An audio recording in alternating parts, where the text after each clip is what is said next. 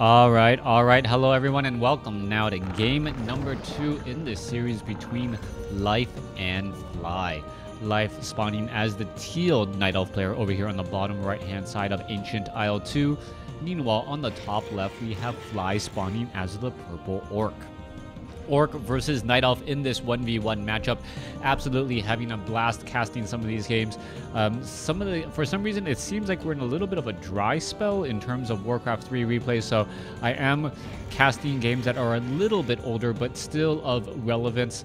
Hopefully I'll be able to cast some more games a little bit later if they are posted up on some of those Chinese replay sites. Excuse me. If they are not, well, I'll have to start finding some other tournaments to cast as well. I know I have some partnerships with ESL, and if you want to get featured on my channel and are a very, very big fan of WarCraft 3 and can play at a competitive level, consider joining in those tournaments. I believe Moo Cup has come to an end, but there are still a lot of community cups out there that you can go ahead and try and sign up for. And, well, maybe we can actually, the rest of the world can start competing with the Asian, the Koreans and the China market. All right, let's see what's going to be unfolding here. Demon Hunter now going to be trained up. It looks as though it will be an archer.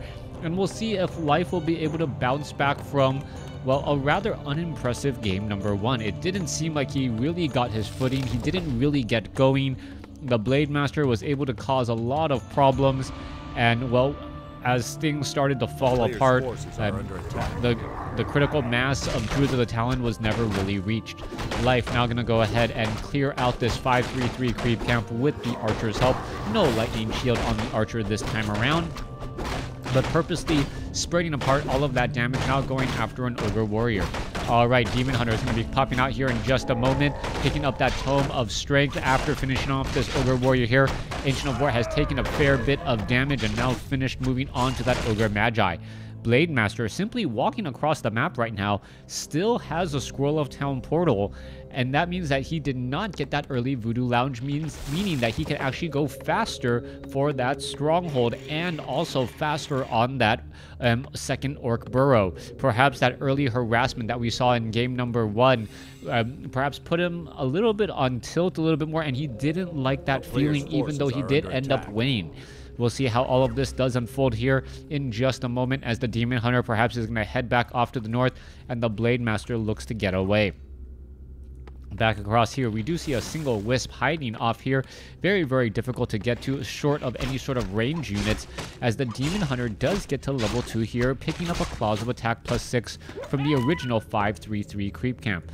No Brute not taken down. Demon Hunter now looking to back off, and it looks as though he's just happy to sit inside his base. We are getting 2 additional Moonwells. Very important to have as many Moonwells up while you can at the start of Nightfall because of that all-important Moonwell juice. All right, Demon Hunter Grunt now looking to come on in here, cause a little bit of problems. Gonna get shooed away by the Demon Hunter and another lone Archer as the Blade Master may try and test the waters as well. Dust of Appearance and Circlet of Nobility have been purchased. Moonwell number 1 has been completed. Moonwell number 2 about 3/4 of the way done as the Blade Master now looking to finish it off. All right, Archer could try and break Shadow Meld this Moonwell down to 243 hit points. It does force a cancellation. I would have suspected that that Wisp could have spent a little while longer trying to build. It would actually buy a little bit more time. Meanwhile, back across over here, Demon Hunter is going after the Null Overseer. A little bit of split action once more as the Demon or the Blade Master now heading off to the north here. All right.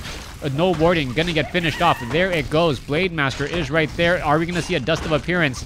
Wait for it. Demon Hunter does not get the kill as the Blade Master able to walk away in time. Archer does get a Shadow Strike off there, get a Shadow Strike on her as the Blade Master is now chasing after that Archer. Archer, however, is able to escape ever so barely, and what is going to be happening here? It's going to come down to that final hit. Who's going to get that last hit there? It looks as though the Blade Master gets the hit and the Gloves of Haste, as the Blade Master also gets the Archer. and gets a little bit more experience. All right, big problems once more. Life, will he be able to do any significant portion, a significant bit of damage again, as the Blade Master has been able to do very high damage so far, sitting at about 400 life. All of that damage will be healed up very quickly off of the healing salves back at the Voodoo Lounge, as this seems to be a repeat of game number 1. Beastmaster now making its way back down here as well. Forest Troll Warlord is going to be in that front position. There is the Murlocs, and here we go. There's the engagement trying to take down the Forest Troll Warlord that does have True Shot aura, giving bonus damage to the remaining units. Grunt's now going to come across here, figure out exactly where his opponent is. Who's going to get the experience?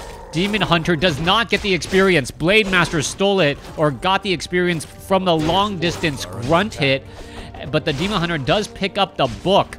That is, well, problematic, as the Blade Master going to be that much stronger once more, that much closer to level 2, but Book of the Dead on upgrading, well, no, finished upgrading Orc is not necessarily GG. If the Book of the Dead was brought while these two buildings were under construction, the amount of piercing damage that those skeletal minions and skeletal archers, or the amount of damage that those units have with the lack of any sort of dispel, does definitely cause problems. All right, Staff of Teleportation, and wow, really risky behavior now, as Book of the Dead now being used to finish off this creep camp.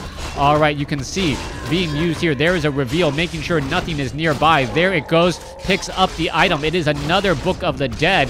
Blade Master is down across over here. Mana Burn. Blade Master, will it be able to get away? Does end up getting a little bit poisoned once again. Could get mana burned once more, and that could be a problem. There it goes. Has no way out right now except for a Goblin Zeppelin. Blade Master in serious trouble. Will it have a way to go? Is it going to get taken down? Down to 30, and there it goes. A mana burn for the kill, as the Demon Hunter used another book. Oh no, Beastmaster now has a Book of the Dead, and it will be able to perhaps put on pressure while the majority of the damage is missing from the Orc army. All right. Striking while the iron is hot, and we'll see how this all unfolds here. Going after these units right there. There is Book of the Dead. There's Mana Burn. No disenchant as of yet. Only Spirit Link. Orc Burrow number 1 going to get taken down. 2 going to get taken down. Are 3 Orc Burrows going to get taken down? No, those are all being repaired. That is now getting constructed and destroyed all at the same time. Massive repairs underway. There it goes. There goes another, as the Spirit Walker is going to have a little bit of problems. All right, ethereal form coming across. All of these units could be trying to engage. Not quite sure why they are not. 37 over 30 supply. No more units to be had or trained, at least for a little while, as the Demon Hunter uses a Staff of Teleportation in order to head back home. All right, some big victories there for Life. As you see, the skeletal minions can still cause a bit of problems going after perhaps some buildings as they're trying to be constructed. However, that is not going to work. Blade Master will soon be back out. There he is, back out on the field, as the Beastmaster sitting at level 2 and Demon Hunter sitting at level 2 looks to do a little bit more creeping. That is perhaps the best items that you could have possibly hoped for in this matchup, as it does deal damage.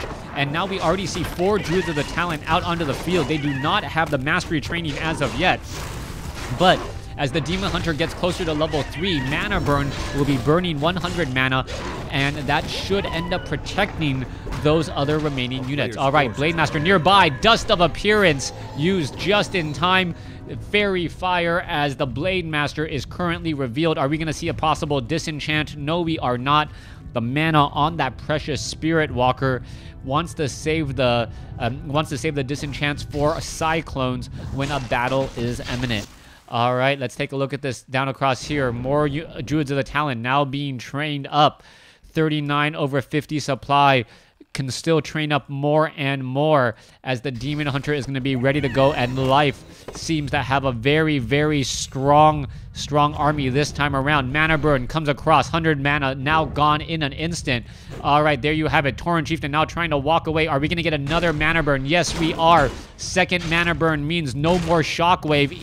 at all, and that is going to be a potential problem, as the Druids of the Talon in that backfield can really cause a lot of problems. Another mana burn onto the Spirit Walker, and the Demon Hunter with maximum mana has really taken down a serious number of units. Another mana burn onto the Tauren Chieftain.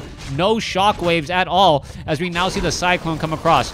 All right, Raiders, Disenchants now coming across there, battling it up. Let's take a look. There is some more attacks coming across here. Are we going to see some engagements? We perhaps should be. A couple of the Raiders are engaging down over here. Peons and other units. Shockwave does come across. I believe that was a potion of mana used, as a mana burn does end up going down. Staff of Preservation. Goblin Tinker now back in the action. Staff of Teleportation should be underway here in just a moment, as there it is. Demon Hunter back in play, ready to go once more, ready to deal more damage again. Mana burn should be coming across that Blade Master if it does land. No, Cyclone once again, as the Tauren Chieftain pretty much in trouble. Shockwave does come across after a mana, but does get mana burn for a second time. Druids of the Talon trying to finish off more units, and it looks like the Goblin Tinker will get taken down. Tinker has been taken down. Forest Troll Berserker back across here. It could just easily get focused down. Well, not quite sure why it's not getting attacked right now, as the Druid of the Talons tried to go off a little bit more, focusing. All right, Hawk now in play. Blade Master will constantly be revealed. Scroll of Healing being used, as the Tauren Chieftain down to 145 hit points and does escape again. Continuing the fight. Blade Master in that front line. Cycloned up once more. Peons getting picked apart, and this is going to be it. GG right here. Blade Master falls, and I believe that will be it. Beast or Tauren Chieftain really just trying to dance back again, but as the Spirit Walkers fall as well, that is going to give a bit more, and Life takes game number 2, double Book of the Dead for the win, even though he didn't get the experience from the Forest Troll Warlord. On the southern side, he got the item which allowed him to get the same exact item again, shut down those Orc Burrows, delay, rebuild, and then have time to reach critical mass on those Druids of the Talon. Thanks for watching. Thanks for listening. Hope you guys enjoyed game number 2. Please stay tuned for game number 3.